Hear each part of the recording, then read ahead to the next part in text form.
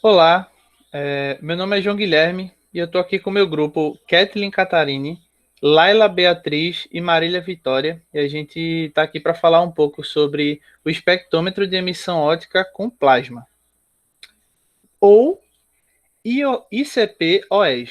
Bom, o ICP-OES é uma técnica de detecção multielementar que ela utiliza uma fonte de plasma extremamente quente para excitar os átomos ao ponto de emitirem fótons de luz de comprimento de onda característico e específicos de um determinado elemento.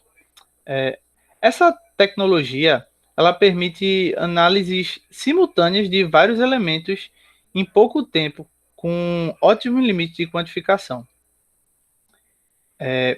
Permite também a análise de elementos semimetálicos, como o boro, e não metálicos, como o fósforo e enxofre, aumentando a flexibilidade das análises. Essa técnica ela é aplicada em amostras sólidas previamente digeridas em meio ácido e amostras em soluções. O ICPOS ele é baseado na propriedade de átomos e íons na fase gasosa que serão excitados passando para uma camada mais energética e logo depois volta para o seu estado fundamental e emite essa energia que foi adquirida. Então, toda a energia adquirida ela é liberada, pois ele não utiliza. E então a energia que é utilizada é a energia térmica, que ao entrar em contato com a amostra, vai excitar os elétrons que, ao voltarem ao seu estado fundamental, vão emitir uma energia em forma de radiação. Como a gente pode ver aqui nesse diagrama de níveis de energia, toda energia que a amostra absorve vai ser emitida posteriormente. E toda essa teoria e experiência de transição de elétrons, ela é comprovada através do experimento de Bunsen, ou a emissão de chama. E ela pode perceber, e a gente pode perceber que cada elemento libera radiação em um comprimento de onda característico, pois a quantidade de energia necessária para excitar um elétron é única para cada elemento.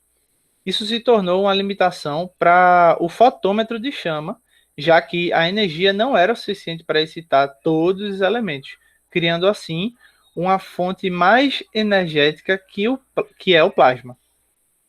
E o plasma de argônio foi o gás mais estável e com maior energia que se chegou com cerca de 10.000 kelvins, e é bastante estável, tendo uma capacidade de excitar praticamente todos os elementos da tabela periódica. Pois então, vou falar agora do aparelho, né? E só um pouquinho sobre os instrumentos que tem no aparelho de CPOS.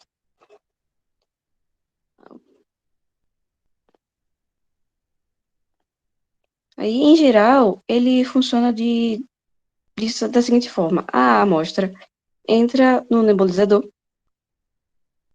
passa pela câmara de nebulização, entra pela tocha de chama e o comprimento de onda é emitido dentro da tocha e vai para o espectrômetro. Aí eu vou falar agora de cada partezinha das peças, tá? Aí, primeiro é na introdução da amostra. Tem duas maneiras de fazer isso, que é com nebulizador concêntrico de vidro ou de quartzo, e pode ser também com nebulizador de fluxo cruzado. Aí, utilizando o nebulizador concêntrico de vidro, o argônio é inserido pela parte inferior e ele é inserido com alta velocidade e vazão. Aí ele é estrangulado na região esquerda, onde tem uma pontinha do nebulizador, e sofre uma pressão que faz com que a amostra que está sendo inserida pelo lado direito seja sugada por esse tubo. Aí entra em contato com o gás argônio e cria névoas e gotículas. Aí, se for usar o nebulizador de fluxo cruzado, o gás argônio entra pela parte inferior também, e a amostra também entra pela parte, ou entra ao mesmo tempo pela direita. Aí eles entram em contato e formam a névoa e as gotículas ao mesmo tempo.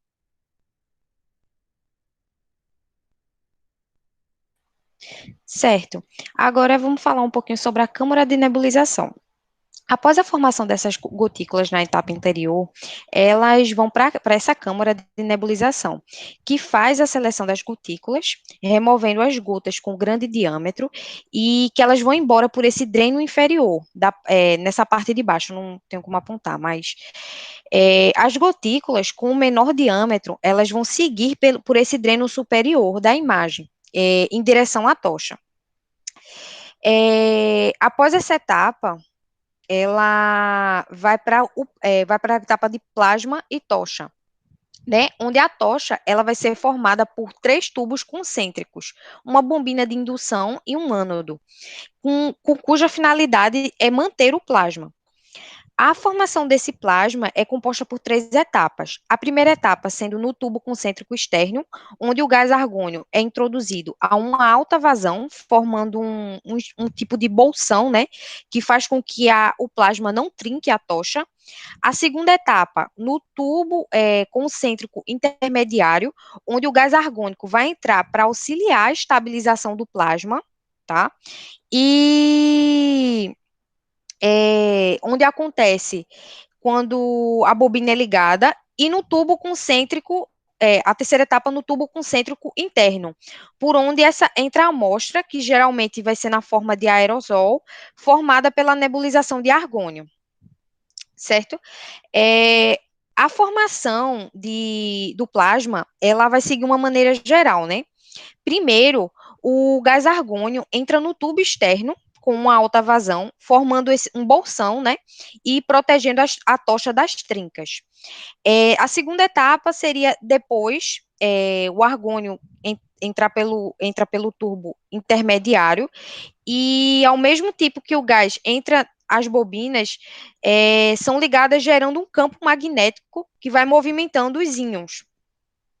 Após as bobinas serem ligadas, o ânodo dá uma descarga elétrica e ela arranca todos os elétrons, quase todos os elétrons. Depois ocorre uma estabilização do plasma e, por fim, vai ter uma introdução da amostra. Bom, agora temos um esquema de como acontece a emissão atômica dentro do plasma. Primeiro acontece a dessolvatação e a atomização, no número 6. Depois a excitação e a emissão, que é onde as amostras são analisadas, no número 4.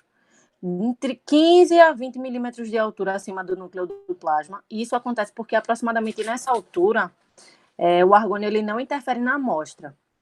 Então, aqui é um exemplo do que acontece com o átomo dentro da amostra. A gente tem a dissociação, a excitação térmica e a emissão da chama.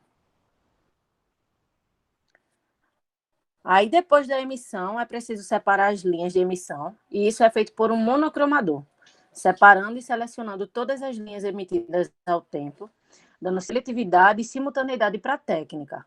Essa parte do equipamento é formada por um prisma e pela rede de Echelle. Essa rede de Echelle, ela é uma grade de difração diferencial que transforma a luz em um eixo X e Y, que passa pelo prisma e é transformada no eixo X, Y e Z. E vai para o detector, que vai determinar e quantificar cada linha de emissão. Então, concluindo, né, a espectrometria de emissão atômica com o plasma acoplado indutivamente, ela apresenta diversas vantagens, como ser uma técnica multielementar e seletiva, que realiza análises simultâneas, análises rápidas, né, e determina vários componentes em uma única análise.